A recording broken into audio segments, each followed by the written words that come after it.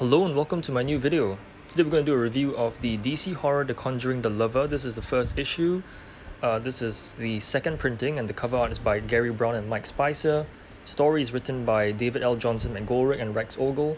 So this is the first of 5 issues and the story starts off with a pretty interesting ritual that's done by a mysterious woman and it involves this college student named Jessica. So Jessica's the main protagonist in this story. And this issue contains Tales from the Artifact Room, a short story about the ferryman, as well as some mail order artworks, which take up like 2 or 3 pages, I think. So yeah, that completes the whole issue.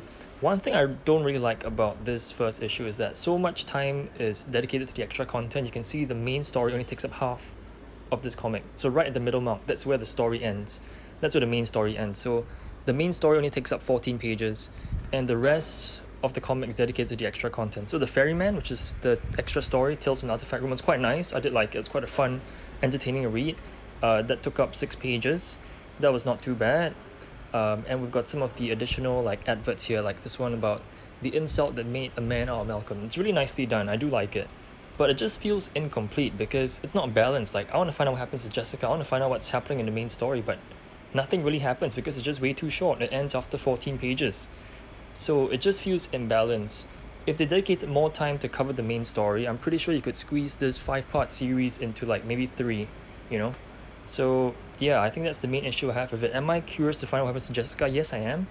But I'm not really invested in the character because nothing really happens in this issue. It just ends too abruptly. Overall, I'm going to give this a 6.5 out of 10. It's not a bad first issue, but it just doesn't feel complete. At 14 pages long, it feels more like a sampler. I do like the Tales from the Artifact Room, I do like the mail order adverts, but I just wish they focused more time on the main story. I wouldn't recommend this unless you're a big Conjuring fan. If not, just wait for the paperback to be released maybe later this year or next year.